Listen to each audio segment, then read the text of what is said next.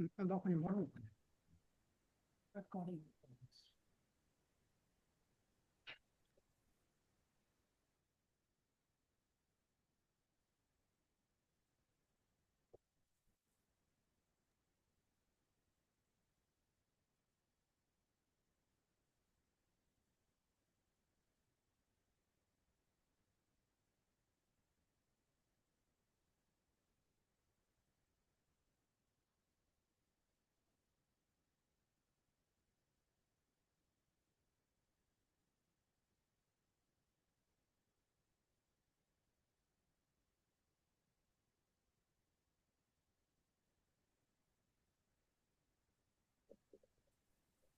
அனைவருக்கும் வணக்கம்.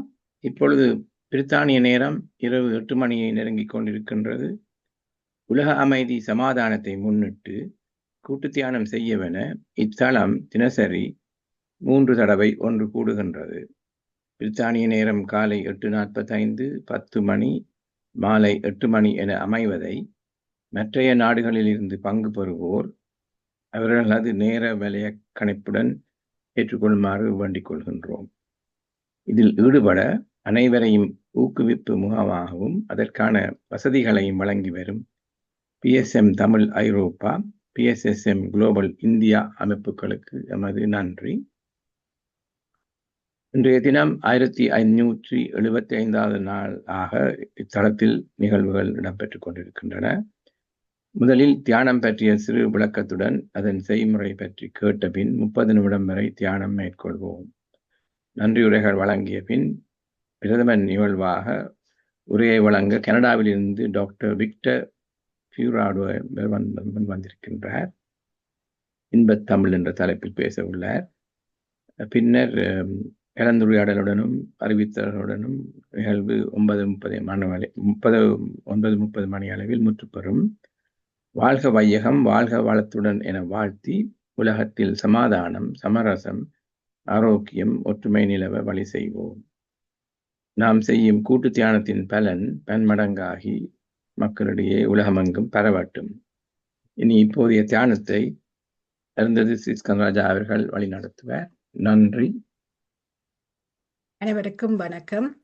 நாம் தியானத்திற்கு செல்வோம். தியானம் செய்வதால் நாம் ஒரு ஆரோக்கியமான ஆனந்தமான வாழ்க்கை வாழலாம். அதற்கு நாம் ஒவ்வொரு நாளும் காலை மாலை 2 வேளைகளிலும் தியானம் செய்யும் போது நாம் நமது மனதை வெறுமையாக்கி நம்மை சுற்றியுள்ள பிரபஞ்ச ஆற்றலை பெறும் பிரமாண்டமான நமக்கு கிடைக்கின்றது. பிரமாண்டமான நன்மைகள் நமக்கு கிடைக்கின்றது. எனவே நாம் தியானத்தை தவறாது காலை மாலை ஒவ்வொரு நாளும் பழக்கப்படுத்தி கொண்டு வந்தமையானால் நாம் தியானத்தில் ஒரு நிச்சயமாக நல்ல ஒரு ஆரோக்கியத்தை பெற்றுக்கொள்ளலாம் என்று கூறிக்கொண்டு இப்பொழுது தியானம் செய்யும் முறையை பார்ப்போம். தியானத்திற்கு முன்பும் பின்பும் இளம் சூடான நீரை அருந்துவதால் தொண்டை வறட்சியை தடுக்கலாம். மூக்கு கண்ணாடி அணிந்திருப்பவர்கள் அதனை கழட்டி வைக்கவும். முதுகுத்தண்டை நிமிர்த்தி இருக்க வேண்டும். ஏனெனில் முதுகுத்தொண்டு வளைந்திருந்தால் நமக்கு உள்ளுக்குள் எடுக்கப்படும் சக்தி நேராக நமது சிரசுக்கு போக மாட்டது. ஆகவே நாம் முதுகுத்தண்டு நிமிர்ந்திருக்க வேண்டும். இப்பொழுது ஒரு சுகமான ஆசனத்தை தேர்ந்தெடுத்துக் கொள்ளுங்கள். தரையில் இருப்பவர்கள் சமணங்கால் போட்டு ஒரு விரிப்பின் மேல் இருக்கலாம். நாற்காலியில் இருப்பவர்கள் நிமிர்ந்த நிலையில் கால் பாதத்தை இவ்வாறு ஒன்றன் மேல் ஒன்றாக வைக்க வேண்டும். ஏனெனில் இவ்வாறு வைக்கும் போது 10% சக்தியை நாம் உள்வாங்குகின்றோம். கைகளை எவ்வாறு கோர்த்து மடி மீது வைக்கும் போது இன்னொரு 10% சக்தி உள்வாங்குகின்றோம். கண்களை மிருதுவாக மூடும் போது 80% சக்தி உள்வாங்கப்படும். கால்களை பின்னி கைகளை கோர்த்து கண்களை மூடும் போது 100% சக்தியையும் நாம் உள்ளுக்குள் எடுக்கக்கூடிய தன்மை கிடைக்கின்றது. இப்பொழுது இவ்வாறு இருந்து கொண்டு எமது உடலில் இயல்பாக இயங்கிக் கொண்டிருக்கும் உள்மூச்சு வெளிமூச்சை கவனித்தல் வேண்டும். எண்ணங்கள் தோன்றுவது இயல்பு. அதை விடுத்து மீண்டும் மீண்டும் எமது மூச்சின் மேல் கவனத்தை செலுத்த வேண்டும். ஒரு நேரத்தில் எண்ணமற்ற நிலை நமக்கு அறியாமலே கிடைக்கும். அப்பொழுது எமது உடலில் இருக்கும் மின்சக்தி என்பது எமது உடலிற்கு சென்று இரத்தோட்டத்தை சீராக ஓடச் செய்கின்றது. அப்போது நமக்கு ஒரு உன்னதமான வாழ்க்கை நாம் வாழலாம் என்று கூறிக்கொண்டு இப்பொழுது உங்களுக்கு ஒரு இனிமையான இசை வழங்கப்படும். அந்த இசையுடன் நாம் 30 நிமிடங்கள் தியானத்தில் அமரவும். எண்ணங்கள் வந்தாலும் திரும்ப திரும்ப மூச்சில் மேல் கவனத்தை எடுத்துக் கொள்ளுங்கள். அறிவித்தல் வரும் வரை கண்களை திறவாது சிலை போல் இருக்கும் போது எங்களுக்கு தியானம் கைகூடுவது இயல்பு. நன்றி, வணக்கம். இயல்பான நிலைக்கு வாருங்கள். இப்பொழுது உங்கள் கைகளை பிரித்து கண்களில் ஒற்றி வைக்கவும். 1, 2, 3, 4, 5. இப்பொழுது உங்கள் கைகளை பிரித்து உள்ளங்கைகளை பார்த்து நாம் ஒரு அருமையான தியானம் செய்ததற்காக பிரபஞ்சத்திற்கும் இறைவனுக்கும் நன்றியை தெரிவிக்கும் முகமாக கைகளை தட்டிக் கொள்வோம். நன்றி, நன்றி, நன்றி. நன்றி அருந்ததி ஸ்கந்தராஜா அவர்களே. இதுவரை தியானத்தை அருமையாக வழிநடத்திய அருந்ததி ஸ்கந்தராஜா அவர்களுக்கும் அதற்குரிய இசையையும் பதாதைகளையும் வழங்கிய சிவாமோகன் ஸ்கந்தராஜா மாஸ்டர் அவர்களுக்கும் பதிவு செய்து கொண்டிருக்கும் எனக்கும் நன்றிகள். மேலும் எமது நன்றிகள் எம்மை பெற்று வளர்த்து சமூகத்தில் நல்ல நிலைக்கு ஆளாக்கிய பெற்றோருக்கும் அவர்களுடன் சேர்ந்து துணை நின்ற மற்றோருக்கும் படைப்புகள் அனைத்தும் அமைய ஆதாரமாக விளங்கும் பிரபஞ்சத்துக்கும் உரித்தாகட்டும். தினமும் எழும் சூரியன் இருள் நீக்கி ஒளி தருவது உலக உயிர்கள் அனைத்தும் தழைக்கவே.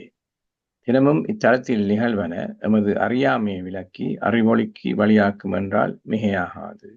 இத்தலத்தை ஆரம்பித்து வைத்ததுடன் அது தொடர்ந்து நீடிப்பதற்காக பொறுப்பேற்றிருக்கும் திருமதி ஸ்கந்தராஜா அவர்களுக்கும் நாம் கடமைப்பட்டுள்ளோம். வாழ்க வையகம், வாழ்க வளத்துடன் என வாழ்த்தி உலகத்தில் சமாதானம், சமரசம், ஆரோக்கியம், ஒற்றுமை நிலவ வழி செய்வோம். இனி இப்போதைய பிரதம நிகழ்வுக்கு செல்ல போகின்றோம். அதில் ஒரு உரை இடம்பெற உள்ளது. கனடாவிலிருந்து டாக்டர் விக்டர் பியூராடோ, நான் உங்களோட பேரை சரியாக உச்சரிக்கிறேன் என்று நம்புகின்றேன், இன்பத்தமிழ் என்ற தலைப்பில் உரையாற்ற உள்ளார். அவரை பற்றி ஒரு சிறு அறிமுகம். இவர் இலங்கை வடமாகாணத்தில் பிறந்து ஆரம்ப கல்வி பயின்று பேரதனியா பல்கலைக்கழகத்தில் மருத்துவ கல்வி பட்டம் பெற்றவர். இலங்கையில் சேவை செய்ததுடன் கனடாவுக்கு புலம்பெயர்ந்த பின் அங்கு குடும்ப வைத்தியராக பணியாற்றுகின்றார். விளையாட்டுத் துறையிலும் இவர் பெயர் போனவர். பள்ளியிலும் பல்கலைக்கழகத்திலும் பங்கு பெற்றியதுடன் குறிப்பாக வடமாகாண தேசிய குழுவிலும் இவர் பங்கேற்றிருக்கின்றார். கலைத்துறையிலும் சிறந்து விளங்கியவர். நாடகம் இதில் நாடகம், நாட்டுக்கூத்து, திரைப்படத்துறை எல்லாம் உள்ளடங்குகின்றது. வசந்த கானம் என்ற திரைப்படத்தில் இவர் நடித்து கதை வசனம் எழுதி இயக்கியும் உள்ளார். பித்தளை இம்லாம் என்ற ஒரு குறும்படமும் இவரது. புத்தகம் ஒன்று குரல் கூறும் மருத்துவம் என்று எழுதியுள்ளார். இவர் ஒரு பேச்சாளரும் கூட. மலேசியா, இந்தியா நாடுகளில் தமிழர் பண்பாட்டுக் கழக மாநாடுகளில் பங்கேற்றிருக்கின்றார். பாரிஸில் 5வது ஐரோப்பிய தமிழ் ஆய்வியல் மாநாட்டில் தொல்காப்பியத்தில் மருத்துவம் என்ற பேப்பர் அறிக்கை சமர்ப்பித்துள்ளார். தமிழ் கவிதைகள் வளத்தில் ஈடுபாடுடையவர். அவர் இன்று பேச இருக்கும் தலைப்பு ஏற்கனவே குறிப்பிட்ட மாதிரி இன்பத்தமிழ் என்பது. இனி மேலும் நேரத்தை கடத்தாமல் நான் தளத்தின் சார்பில் அன்போடு வரவேற்று உரையை நிகழ்த்துமாறு வேண்டிக் கொள்கின்றேன். நன்றி. வணக்கம். நான் பேசுவது கேட்கிறதா? கேட்கின்றது. ஓகே. அன்னை தமிழ் பெயர்னால் உங்கள் அனைவருக்கும் எனது அன்பார்ந்த வணக்கம். முதல்ல இந்த தியான குழுவிற்கு என்னை அறிமுகம் செய்து வைத்த திருமதி ரஞ்சி ஜெயசுந்தரம், திரு டாக்டர் ரஞ்சதேலன் ஆகிய இருவருக்கும், இந்த வாய்ப்பினை எனக்கு வழங்கிய திரு ஸ்ரீ ஸ்கந்தராஜ் அவர்களுக்கும் முதலில் எனது நன்றியை கூற விரும்புகிறேன். தமிழிலே எனக்கு சிறு வயது முதல் ஆர்வம் ஏற்பட்டது.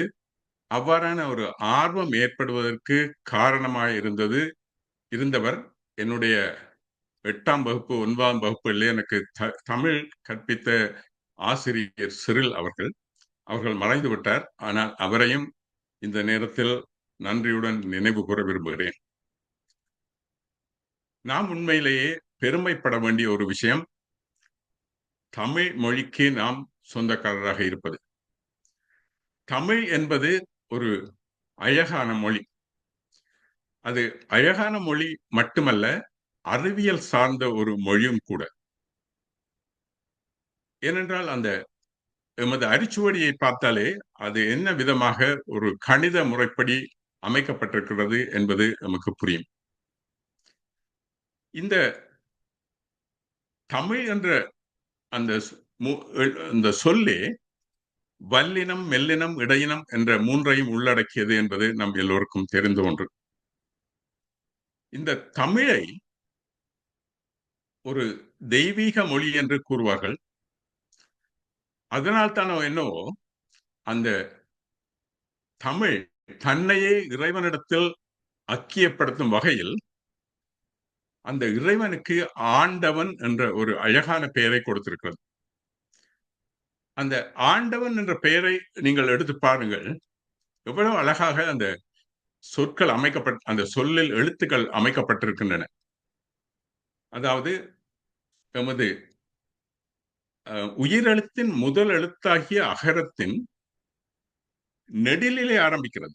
அதாவது குறிலாக அது நின்று விடாமல் நெடிலாக விரிந்து செல்கின்றது. அதன் கடைசி எழுத்து மெய்யெழுத்தின் கடைசி எழுத்தான இன். அவை உயிரெழுத்தின் முதல் எழுத்திலே ஆரம்பித்து மெய்யெழுத்தின் கடைசி எழுத்திலே முடிகின்றது.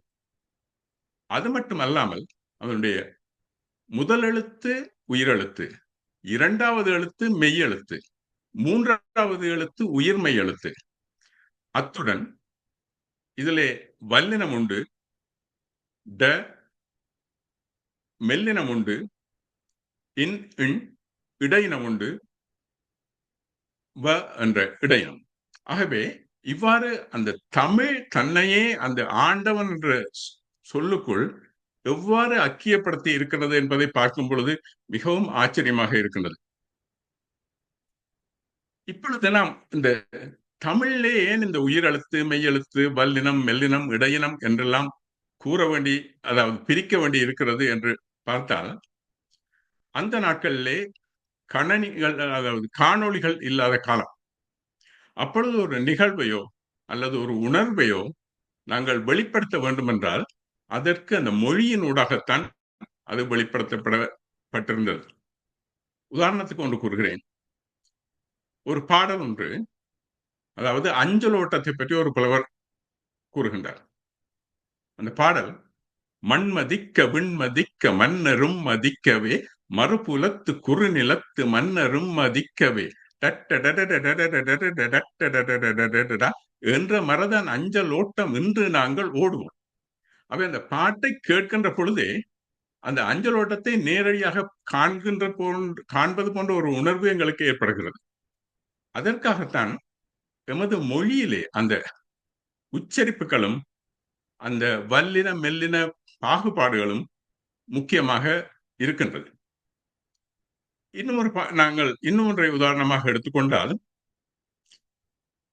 நீங்கள் எல்லோரும் அநேகமாக இந்த அரிச்சந்திரனுடைய மயான காண்டம் பார்த்திருப்பீர்கள். அரிச்சந்திரன் தன் மனைவியையும் மகனையும் அடிமைகளாக விட்டு விடுகிறான். அதன் பிறகு அங்கே அவன் ஒரு சுடலை காப்பவனாக இருக்கின்றான். அந்த வேளையில் அந்த சந்திரமதியும் மகன் லோகிதாசனும் ஒரு பிராமணர் வீட்டிலே அங்கே அடிமைகளாக இருக்கின்றார்கள்.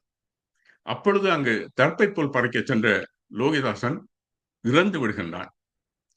அப்பொழுது சந்திரமதிக்கு இந்த செய்தி தெரிந்ததுடன் அங்கே போய் அவனை பார்ப்பதற்காக, அவனை எடுத்து தகனம் செய்ய வேண்டும் என்பதற்காக அவனிடம், அந்த பிராமணரிடம் உத்தரவு கேட்கின்றார். ஆனால் அதற்கு அவர் வேலைகளை எல்லாம் முடித்துவிட்டுத்தான் நீ போக முடியும் என்று கூறியபடியினால் உடனடியாக அவர் போக முடியவில்லை. நடுநிசி வரைக்கும் காத்திருந்து அந்த நேரத்திலே போய் அந்த தன்னுடைய மகனின் சடலத்தை எடுத்து அங்கே தகனம் செய்வதற்காக சுடலைக்கு போகிறார். அங்கே போய் அவள் நெருப்பு மூட்டுகின்ற பொழுது அங்கே அந்த நெருப்பின் ஒளியை கண்ட ஹரிச்சந்திரன் உடனே யார் என்று தெரியாமல் கோபத்துடன் அங்கே வருகிறான். என்றால் அவனுக்கு கொடுக்க வேண்டிய கால்பணமும் முளத்துண்டும் அவர்கள் காணிக்க கொடுக்கவில்லை. ஆகவே இந்த திருட்டுத்தனமாக யார் இங்கே இந்த தகனத்தை செய்வது என்ற கோபத்திலே வந்து அங்கே கேட்கின்றான். யாரடி கள்ளினி அடாத இவ்விருளில் தானே பேரடி மலையில் வந்தே பிணந்தனை சுடவுமானாய் கூரடி குந்தன் பேரும் கொளுத்தும் இப்பிணத்தின் பாரம் பாரடி தண்டத்தாலே பதைத்திட மாட்டுவேனே என்று அந்த கோபத்துடன் கூறுகின்ற பொழுது அந்த கோபத்தை அவன் வெளிப்படுத்துகிறான். அந்த அதிலே வருகின்ற சொற்கள் மூலமாக அங்கே பார்த்தீர்கள் என்றால் அந்த வல்லின எழுத்துக்களின் ஆதிக்கம் அங்கே அந்த பாட்டில் மிகவும் பிரதிபலிப்பதை நாங்கள் காணக்கூடியதாக இருக்கின்றது. ஆகவேதான் இந்த வல்லினம், மெல்லினம், இடையினம் என்ற இந்த மூன்றும் எமது இந்த மொழியிலே மிகவும் ஒரு முக்கியமான பங்கை வகிக்கின்றது. அடுத்ததாக நான் உங்களுக்கு ஒரு கதை ஒன்றை கூறப்போகின்றேன்.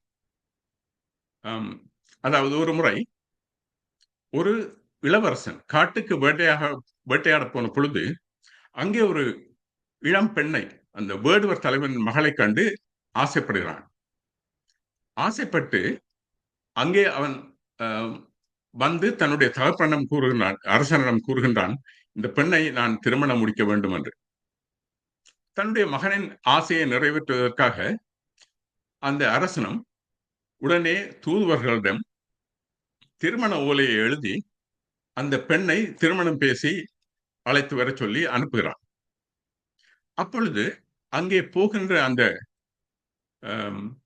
அந்த தூதுவர்கள் அங்கே போய் வேடுவர் தலைவனிடம், அடடா, உனக்கு எப்படியான அதிர்ஷ்டம் அடித்திருக்கிறது, அரசனே இப்போ உன் போன்ற ஒரு வேடனிடம் ஒரு பெண் கேட்டு வருகிறான் என்றால் நீ எவ்வளவு அதிர்ஷ்டம் செய்திருக்க வேண்டும் என்று அங்கே அவனிடம், அந்த வேடுவர் தலைவனிடம் கேட்கின்றான். அதற்கு அந்த வேடுவர் தலைவன் கோபம் கொள்கிறான். இந்த அடுத்த ஸ்லைட் போட்டீர்கள் என்றால் அவை அங்கே கோபம் கொண்டு அவன் கூறுகின்றான், இங்கே நீங்கள் இப்படி வந்திருக்கிறீர்கள், ஆனால் உங்கள் அரசனை பற்றி என்ன கூறுகிறேன் என்றால் என்று கூறி அவன் கோபத்துடன் சொல்கிறான், விட்டதார் கலைபாதியோடு வனத்திலே அள விட்டதார் வெஞ்சிறை புக விட்டதார் துகில் உரிய விட்டு விழித்ததார் உற்றதாரமும் வேண்டுமென்று நீ மன்னர் பெண்கொழல் ஒக்குமோ உமியடா மணமென்ற வாய்க்கிழித்தோலை காற்றிலே உருட்டடா வெற்றியாகிய முத்தி தந்தருள் வேங்கை மாநகர் வேடர் யாம் விமலரானவர் எம்மை அடுத்து எம்மெச்சில் மிசைந்ததால் உற்ற வேல தமக்கு நாம் பெண் வளர்ப்பினில் ஈந்தனம் பெற்ற பிள்ளை கொடுப்போமோ என்ன பேய் பிடித்திரு தூதரே என்று. ஆகவே இந்த பாடலை நீங்கள் கவனித்தீர்கள் என்றால் ஆரம்பத்தில் அவன் அந்த முதல் 4, அதாவது இது ஒரு எண்சீர் வெண்பா, அதாவது 8 வரிகளை கொண்ட 2 பாகமாக இருக்கின்றது. அந்த முதல் 8 சீர்கள் பார்த்தீர்கள் என்றால் அங்கே அந்த ஓசை நயம் அவனுடைய கோபத்தை வெளிப்படுத்துகிறது. அங்கே பார்த்தீர்கள் அதிகமாக அந்த வல்லின எழுத்துக்கள் மிகவும் அதிகமாக அங்கே பயன்படுத்தப்பட்டிருக்கிறது. விட்டதார் கலைபாதியோடு வனத்திலே அள விட்டதார் வெஞ்சிறை புக விட்டதார் துகில் உரிய விட்டு விழித்ததார் உற்றதாரமும் வேண்டுமென்று நீ மன்னர் பெண்கொழல் ஒக்குமோ உமையடா மணமென்ற வாய் கிழித்தோலை காற்றிலே உருட்டடா. அவ்வளவும் கூறிய பின்பே அவன் தன்னை பற்றி கூறுகிறான், தன்னுடைய புகழை பற்றி. அதாவது வெற்றியா, அதன் பிறகு அவன் கூறுகின்ற எழுத்து பார்த்தீர்கள் அந்த அடுத்த எண் சீர்களையும் அங்கே அந்த வல்லின ஆதிக்கம் குறைவாக இருக்கிறது. அவர் கூறுகிறார், வெற்றியாகிய முத்தி தந்திடு வேங்கை மாநகர் வேடர் யாம் விமலரானவர் எம்மை அடித்தினிதம் எச்சில் மிசைந்ததால் பெற்ற பெண்ணே என்றியோர் பெண் வளர்ப்பினல் ஈந்தனம் என்று அந்த அதிலே 6 சீர்களிலையும் அவனுடைய அந்த வல்லின எழுத்துக்கள் மிகவும் குறைவாக பயன்படுத்தப்படுகிறது. அதன் பிறகு கடைசியிலே ஈட்டிலே பெற்ற பெண்ணை கொடுப்போமோ என்ன பேய் பிடித்து தூதரை என்று, அதன் பிறகு அங்கே அந்த முடிக்கும் பொழுது அவனுடைய கோபத்தின் வெளிப்பாடு அங்கே வல்லின எழுத்துக்கள் மிகவும் அதிகமாக பயன்படுத்தப்பட்ட அந்த கோபத்தை வெளிப்படுத்துகின்றது. ஆகவே இவ்வாறு நாங்கள் பார்க்கின்ற பொழுது இது நாங்கள் இவையெல்லாம் நீங்கள் வேறு எந்த நூலிலும் பார்க்க மாட்டீர்கள் என்றால் இதை நானாக உணர்ந்த கொண்டதன் படியினால் நான் இவற்றை உங்களுக்கு கூறுகின்றேன். இதில் பிழைகள் இருக்கலாம், இருந்தால் நீங்கள் என்னை திருத்துங்கள், நான் அதை ஏற்றுக்கொள்கிறேன். அடுத்ததாக இன்னும் ஒரு பாடல் ஒன்று வருகிறது.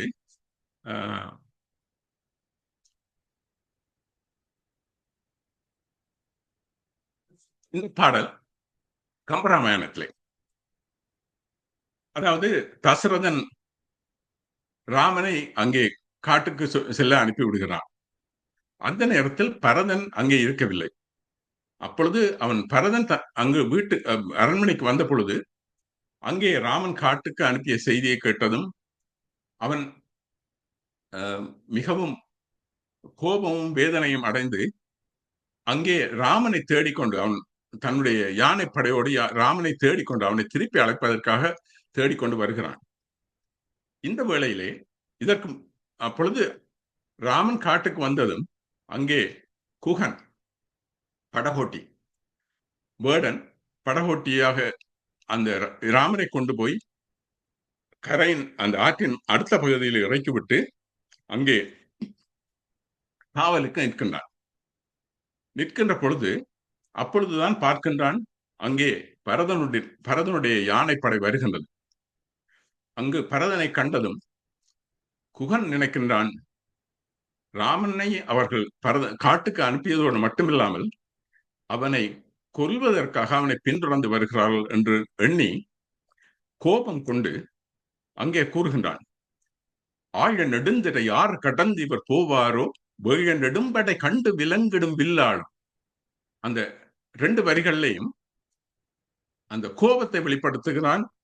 அதாவது இந்த என்னை மீறி இவர்கள் இந்த யானை படையை கொண்டு இந்த ஆற்றை கடந்து இவர்கள் போக முடியுமா, அப்படி அதற்கு விடுவேனா என்று கோபத்துடன் கூறுகின்றான்.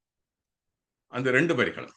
அதன் பிறகு அவன் தனக்கும் ராமனுக்கும் இருந்த உறவை கூறுகின்ற பொழுது அங்கே அந்த வல்லின ஆதிக்கம் இல்லை, அதிகமாக மெல்லின இடையின ஆதிக்கம் தான் அங்கே இருக்கின்றது. அவன் கூறுகின்றான், தோழமை என்றவர் சொல்லிய சொல்லொரு சொல்லன்றோ ஏழமை வேடன் இறந்தல நின்றனை ஏசாரோ. அவை அவனுடைய அதாவது ராமன் தன்னை தோழர் என்று அழைத்த சொல்லிய ஒரு மாபெரும் சொல் தனக்கு. அப்படியான பேர் பெற்ற ஒரு பேரை பெற்ற நான் இங்கு நின்று சண்டை செய்து அவரை தேடிக்கொண்டு பவர்களை தடுத்து நிறுத்தாவிட்டால் என்னை எனது எதிர்காலம் ஏசாதோ என்று கூறுகின்றான். அவை அந்த முதல் 2 வரைக்கும் கடைசி 2 வரைக்கும் இடையில இருக்கின்ற அந்த வேறுபாட்டை நீங்கள் காணலாம். ஆழ நெடுந்திரை யாரு கடந்து இவர் போவாரோ வேழ நெடும்படை கண்டு விலங்கிடும் வில்லாளும். அங்கே வல்லின ஆதிக்கம். தோழமை என்றவர் சொல்லிய சொல்லொரு சொல்லன்றோ ஏழமை வேட நிறந்தில நின்றனை ஏசாளும். அங்கே அடுத்த 2 வரியிலையும் பார்க்கின்ற பொழுது அந்த வல்லின ஆதிக்கம் குறைந்து மிகவும் அழகாக அமைந்திருக்கிறது. இதை போலவே நாங்கள் இன்னும் ஒன்றை எடுத்துக்கொண்டால், நீங்கள் எல்லோரும் அநேகமாக திருவிளையாடல் திரைப்படம் பார்த்திருப்பீர்கள், திருவிளையாடல் புராணம் கேட்டிருப்பீர்கள். அதில் பார்க்கின்ற பொழுது அங்கே நக்கீரருக்கும் சிவபெருமானுக்கும் இடையிலே ஒரு வாக்குவாதம் ஏற்படுகிறது. தருமிக்கு பொற்களி அளிக்கின்ற அந்த சம்பவத்திலே. அவை அடுத்த பாடலிலே அதை பார்ப்போம். அடுத்த ஸ்லைட். அதாவது அங்கே சிவபெருமானுடைய பாடலிலே, அதாவது தருமி எழுதி கொண்டு வந்த அந்த சிவபெருமானுடைய பாடலிலே பிழை என்று நக்கீரர் பிழை பிடித்ததினால் அங்கே கோபத்துடன் சிவபெருமான் வருகிறார். வந்து நக்கீரரை பார்த்து கேட்கின்றார், அங்கம் புழுதிப்பட அறிவாளில் நெய்பூசி பங்கம் படவிரண்டு கால்பரப்பி சங்கதனை கீரென அறுக்கும் நக்கீரனோ என் கவியை ஆராய்ந்து சொல்லத்தக்கவன் என்று. அப்ப இதிலே பார்த்தீர்கள் என்றால் இந்த வல்லின ஆதிக்கம், அதிலே கிட்டத்தட்ட 30க்கு மேற்பட்ட வல்லின எழுத்துக்கள் அங்கே பயன்படுத்தப்பட்டிருக்கின்றன. அங்கம் புழுதிப்பட அறிவாளில் நெய்பூசி பங்கம் படவிரண்டு கால்பரப்பி சங்குதனை கீரென அறுக்கும் நக்கீரனோ என் கவியை ஆராய்ந்து சொல்லத்தக்கவன். அப்பொழுது அதற்கு பதில் கொடுக்கின்றார் நக்கீரர். ஆகவே நக்கீரருடைய பதிலை பார்த்தீர்கள் என்றால் அங்கே கோபம் இருக்கின்றது. ஆனாலும் அந்த சிவபெருமானுடைய அந்த பாடல்ல இருக்கின்ற அளவுக்கு அங்கே கோபம் வெளிப்படுத்தப்படவில்லை. என்றால் கடவுளோடு தன்னை அதற்கு நிகராக தான் கோபம் கொள்ள முடியாது. எனவேதான் அந்த அடுத்து அவருடைய பாடலிலே அந்த வல்லின ஆதிக்கம் சற்று குறைவாக, வல்லின ஆதிக்கம் இருக்கின்றது, ஆனால் சற்று குறைவாக இருக்கின்றது. அது அவர் பாடுகின்றார், சங்கருப்பது எங்கள் குலம் சங்கரனார் கேதுகுலம், சங்கை அறிந்துண்டு வாழ்வோம் அறவே உம்போல் இறந்துண்டு வாழும். அங்கே பார்த்தீர்கள் கிட்டத்தட்ட ஒரு 20க்கு மேற்பட்ட வல்லின எழுத்துக்கள் அங்கே பயன்படுத்தப்படுகின்றன.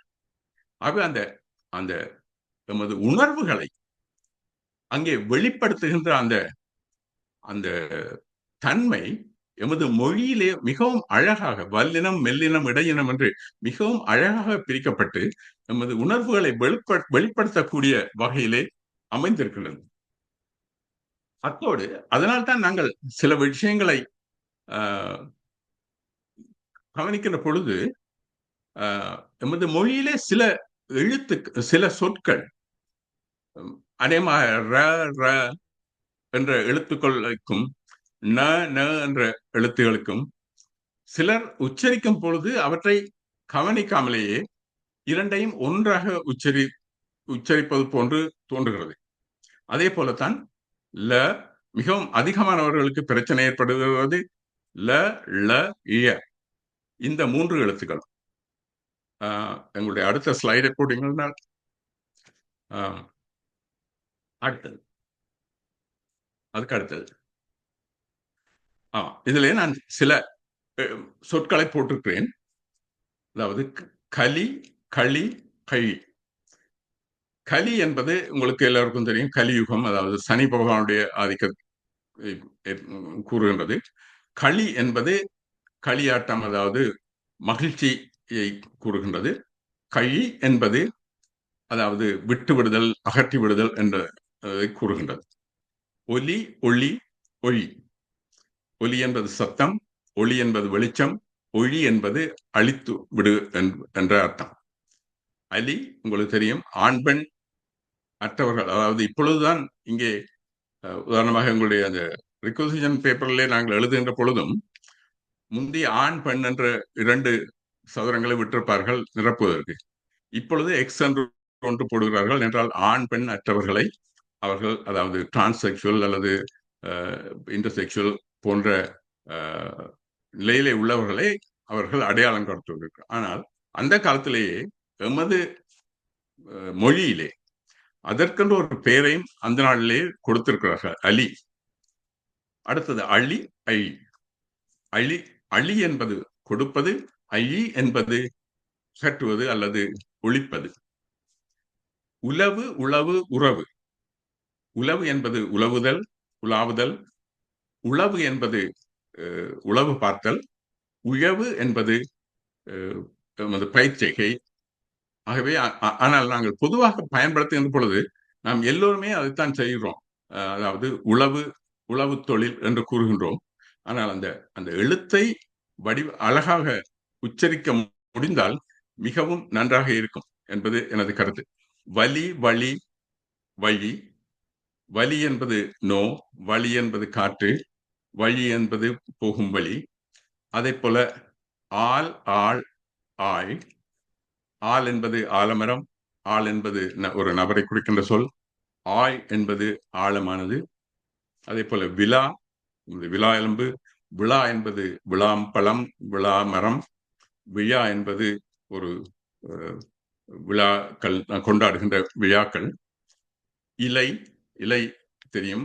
இலை, இலை என்பது இளம்பெண்ணை அல்லது லட்சுமியை அல்லது வேலி, காவல் வேலி, வேலியை குறிக்கின்ற ஒரு சொல் இழை. இழை என்பது, இழை என்பது இழைத்தல், இழைத்தல் போன்றவற்றை குறிக்கின்ற சொல். அதே போல உலை, உலை, உழை. உலை என்பது எங்களுக்கு தெரியும், உலை பானையில் வைக்கின்ற உலை. உலை என்பது ஒரு, அதாவது உளைச்சல் என்ற சொல்லின் ஒரு வினையடி அல்லது பெயரடியாக இருக்கும். அல்லது அந்த சிங்கத்தின் மயிர் அல்லது ஆண்களுடைய ரோமம் அல்லது குதிரையின் அந்த பிடரி மயிர், இவற்றை உலை என்று கூறுவார்கள்.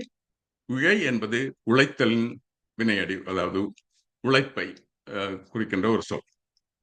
ஆகவே இவ்வாறு இந்த சொற்களை எல்லாம் அதாவது ஒவ்வொன்றுக்கும் ஒவ்வொரு அர்த்தம் இருக்கின்றபடியினால் அவற்றை நாங்கள் உச்சரிக்கின்ற பொழுது அதை சற்று கவனித்து உச்சரித்தால் நலமாக இருக்கும் என்பது என்னுடைய கருத்து. ஆகவே அந்த உச்சரிப்பதற்கு சிலருக்கு பிரச்சனை இருக்கிறது. அதனால் அதை உச்சரிப்பதற்கு எவ்வாறு நமது நாவை நாங்கள் பயன்படுத்த வேண்டும் என்பதை ஒரு சிறு வரைபடம் மூலம் நான் அதை இங்கே குறிப்பிட்டு காட்டியிருக்கிறேன். அதை அடுத்த ஸ்லைடில் அதாவது இந்த மேலே போட்டிருக்கிறது நமது அன்னம், அந்த கீழே போயிருப்பது எங்களுடைய நாக்கு. ஆகவே இந்த நாவை நமது அன்னத்தின் முன்பகுதியில் இப்படி வைத்துக் கொண்டு உச்சரித்தால் அது ல, அதாவது இந்தலான.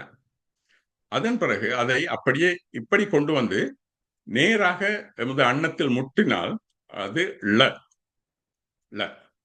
அதன் பிறகு அதை இன்னும் சற்று பின்னுக்கு கொண்டு வந்து அந்த அன்னத்தின் சமாந்தரமாக இப்படி வைத்தால் அது இய என்ற சொல்லை என்ற எழுத்தை உச்சரிப்பதற்கு ஏதுவாக இருக்கும்.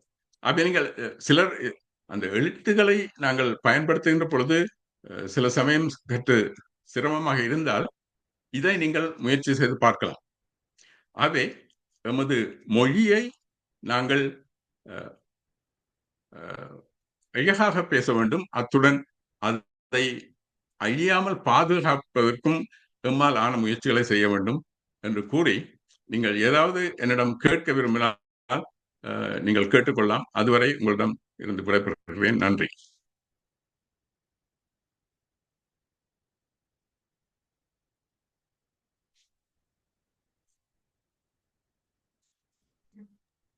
அன்மியூட் பண்ணுங்க நடராஜா ஐயா, அன்மியூட். நன்றி.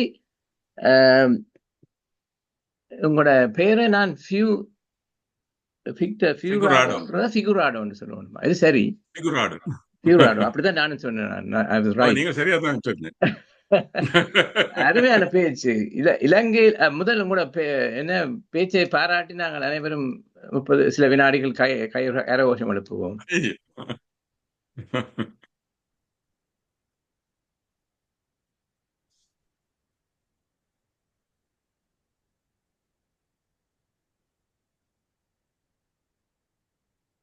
இலங்கையில் பிறந்த ஒருவர் இவ்வளவு அழகாக தமிழை படித்தது மட்டுமில்லை, உச்சரித்து இந்த பேச்சை வழங்கி இருக்கின்றார். அதனுடன் நீங்கள் ஒரு கிறிஸ்தவ குடும்பத்தில் பிறந்தவர் நம்புகின்றேன். அதால் என்று இல்லை, எனக்கு தெரியும் அப்துல் ஹமீதே முஸ்லீம், அவரும் அழகாக தமிழ் பேசுகின்றார். ஆகவே விருப்பம் இருந்தால் எல்லாரும் பயின்று என்றெல்லாம் தமிழுக்கு அமுதன்று பேர் என்று ஒரு பாட்டு தான் எனக்கு தெரியும் ஒழிய இந்த அளவு எனக்கு அறிவில்லை. ஆனால் உங்கள் அறிவை எங்கள் எல்லாருக்கும் பகிர்ந்ததுக்கு மிக்க நன்றி. எனக்கு ஒரு கன்சர்ன் இருக்கு, நான் பிற்பாடு பேசுகின்றேன். இப்பொழுது மற்றவருடைய கருத்துக்களுக்கு செல்ல போகின்றோம். ஒரு கையெழுத்தினால் வரதாசன் முதல் கையெழுத்திருக்கிறார் போல கிடக்கின்றது. நீங்கள் பேசுங்கம்மா, அன்மியூட் பண்ணிட்டு பேசுங்க. Okay, unmute. ஓகே, எல்லோருக்கும் வணக்கம். அத்துடன் விக்டர், உங்களுக்கு அன்பான சிறந்த வணக்கம். இன்றைக்கு நீங்கள் இன்பத் தமிழை பற்றி, எங்கள் தமிழை பற்றி நாங்கள் அறியாத விடயங்களை சொல்லி வைத்தீர்கள். எவ்வாறு நாங்கள் தமிழை உச்சரிக்க வேண்டும், அந்த உச்சரிப்பு எங்களுடைய உணர்வை, உணர்ச்சியை வெளிப்படுத்தும் என்பதையும் கூறியிருந்தீர்கள். அது எங்களுக்கு எனக்கு இவ்வளவு காலமும் புரிபடாத ஒன்று. இன்றைக்கு நீங்கள் இத்தகைய முறையிலே சொல்லி வைத்ததற்கு நன்றி. ஒரு சிறிய குறிப்பு, என்னுடைய ஒரு பேரப்பிள்ளை 3 வயது 4 வயது தான் அவருக்கு இருக்கும். அவருக்கு நான் தமிழை படிப்பிக்க விரும்பி சொல்லிய போது kaka, he said, Appama, this is a logical language. சின்ன குழந்தை அந்த சிறு எனக்கு ஓ, சொன்னேன். அந்த முறையில நீங்கள் இன்றைக்கு விரிவாக விளக்கமாக நன்றி அம்மா.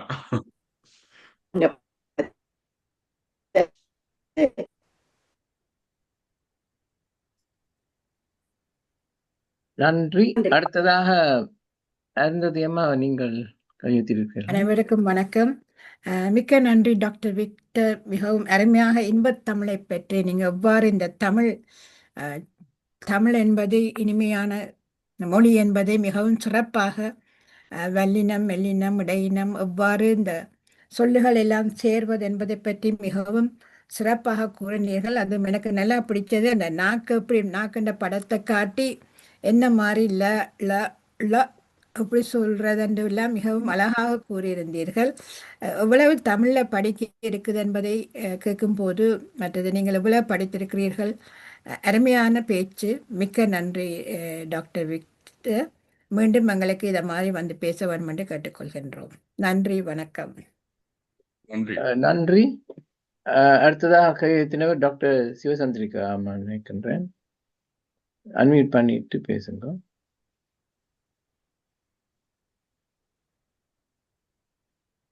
அன்மியூட் பண்ணவன். வணக்கம். வணக்கம். விக்டர் ஐயாண்ட கொஞ்சம் தமிழ் பார்த்து ரசித்தேன். நானும் ஓடி தான் பார்த்தேன்னா இருந்தாலும் எனக்கு தமிழை வந்து அதாவது ஏதோ மறந்து போற மாதிரி வரதே இருக்கா. திருப்பி நீங்கள் அதை உற்சாகப்படுத்தி விட்ட மாதிரி இருந்தது. உண்மையாக நல்லா இருந்தது, ரசித்தேன். முழுமையாக இடைக்குள்ள கொஞ்சம் விட்டுட்டு என்றாலும் அந்த ஆண்டவன் என்று சொல்லி வல்லினம், மெல்லினம், அதிலேயும் அந்த சீரர்கள், எண் சீர், அறுசீர் எல்லாத்தையும் நீங்க திருப்பி கொண்டு வந்திருக்க எனக்கு ரிஃப்ரெஷ் பண்ணி இருக்கிறீங்க. நல்லாக இருந்தது. மீண்டும் வாருங்கள் தமிழுடன். உங்கள் தமிழுடன் வாங்க, நாங்க ரசிக்க காத்திருக்கிறோம். நன்றி, வணக்கம். நன்றி. அடுத்ததாக சுகேந்திரா தர்மகுமார் அம்மா. அனைவருக்கும் வணக்கம். விக்டர் ஐயா, நீங்க இன்பத் தமிழை என்ன மாதிரி எங்களுக்கு வடிவாக விளக்கி கூறினீர்கள். நாங்கள் சிறுவயதில் படித்திருக்கிறோம். என்ன உயிரெழுத்து, மெய்யெழுத்து, உயிர் மெய்யெழுத்து, வல்லினம், மெல்லினம், இடையினம் எல்லாம் படித்திருக்கிறோம். ஆனா இன்று நீங்க அதை ஒருக்கா ரிஃப்ரெஷ் பண்ணின மாதிரி இருந்தது. அதாவது நீங்க அந்த முந்தி நாங்கள் படிக்க இந்த வல்லினம், மெல்லினம், இடையினத்துக்கு ஒரு பாட்டே பாடுவோம். இக்கு செத்தி தொப்பி திங்கின் அதுகள் எல்லாம் இப்ப நினைவுக்கு வந்தது. அது மட்டுமல்ல, நீங்கள் அந்த கவிதைகள்ல எப்படி வல்லினம், மெல்லினம், இடையினத்தை எப்படி பாவித்திருக்கினம் அந்த காலத்துல இருந்து எல்லாம் விளங்கப்படுத்தி கூறினது. இனி கவிதைகள் வாசிக்கும் போது அல்லது வெண்பாக்கள் பார்க்கும்போது இதுகளை நாங்கள் அந்த ஒரு கண்ணோட்டத்தோடு பார்ப்போம் என்றது. இப்போ இவ்வளவு நாளும் சும்மா கவிதை என்று தான் பார்க்கிறது அல்லது வெண்பாண்டு பார்க்கிறது. ஆனா நீங்கள் இன்று சொன்ன பிறகு இவற்றை நாங்கள் இனி கவனிக்க வேண்டும் என்ற ஒரு அவா ஒன்று எங்களிடம் எழும்பி இருக்கிறது. மிக்க நன்றி ஐயா, மிக்க நன்றி. வணக்கம். நன்றி. நன்றி. அடுத்து கிரேஷன் ஜேம்ஸ் எல்சன் ஐயா பேசுங்க. எல்லோருக்கும் வணக்கம். அழகான தமிழுரை. அதாவது எல்லோரும் தமிழை இவ்வாறு அழகாக பேச முடியாது. நீங்கள் அழகாக பேசி இருக்கிறீர்கள். ஃபிஜிராடோ மன்னாரிலே வங்காள பகுதியிலே உள்ள பெயர். அதாவது இலங்கையிலே எல்லா இடமும் இந்த ஃபெமிலியன் நாம என்ற சொற்பதம் இல்லை. அதாவது ஃபெமிலியன் நாம அதாவது அந்த பெயர் தொடர்ந்து எல்லோருக்கும் இருக்கிற சொற்பதம் இல்லை. அந்த ஃபிஜிராடோ என்ற பெயர் எல்லாருக்கும் அந்த வங்காள பகுதியிலே இருக்கும். அழகாக பேசி இருக்கிறீர்கள். இன்னொரு விடயம் என்னவென்றால், சூசைதாசன் என்ற பாராளுமன்ற உறுப்பினர் ஒருவர் இருந்தவர். அவர் நிதியமைச்சர் வரை பொறுப்பாயிருந்தவர். அழகாக தமிழ் பேசுவார், அழகான பாடலோடு பேசுவார். அத்தகைய அழகு மிகுந்ததாக தாங்களும் பேசி இருக்கிறீர்கள். மிக அழகாக இருந்ததையா. நன்றி, வணக்கம். நன்றி. நன்றி. அடுத்ததாக சரவணன் குப்புசாமி ஐயா, நீங்கள் பேசுங்க. அனைவருக்கும் வணக்கம். விக்டர் ஐயா, அருமையான பேச்சு. Tamil is not only a language, it's a knowledge என்று கூறுவார்கள். அது தமிழ் என்பது ஒரு அறிவு. வரதாமா கூறியதை போல it's a logical language. Tamil இலக்கணம் படிக்கும் பொழுது உங்களுக்கு அந்த மாத்திரை, பஞ்ச புகழ்ச்சி அணி, சில்லடைகள் பல பல இருக்கும். ஆனால் இது மாதிரி நான் எந்த மொழியிலும் பார்த்ததில்லை. எனக்கு சில மொழிகள் தெரியும், இவற்றிலும் இதெல்லாம் பார்த்ததில்லை. மிக அருமையான பேச்சு. மீண்டும் வாருங்கள். நன்றி. நன்றி. அடுத்ததாக கௌரிராஜ் அம்மா, நீங்கள் அன்மியூட் பண்ணிவிட்டு பேசுங்கள்.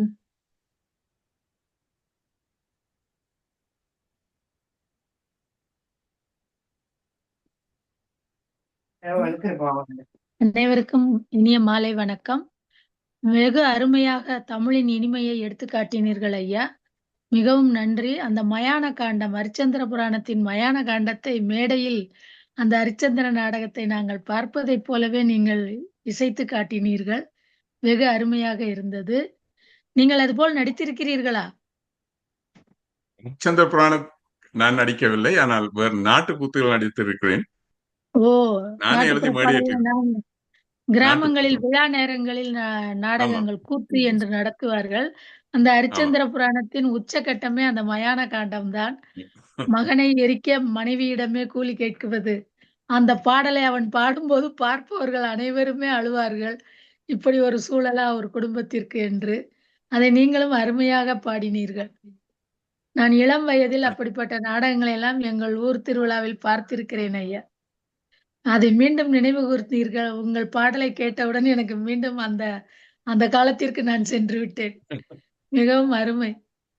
வாய்ப்பிற்கு நன்றி. உங்களுக்கும் நன்றி ஐயா. நன்றி. நன்றி அம்மா. அடுத்தபடியாக கலாமகாலிங்கம் அம்மா, அன்மியூட் பண்ணி விட்டு முதலில்.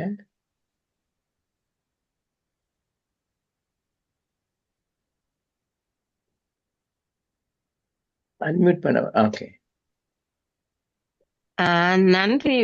உங்களோட பேச்சு நல்லாக இருந்தது. வணக்கம். கேக்குதா? கேக்குது. வணக்கம். கஷ்டம் இருக்கும், அதனால இருக்க முடியதில்லை. ஆனபடியா உங்களோட நன்றி. தேங்க்யூ ஐயா. நன்றி. நன்றி.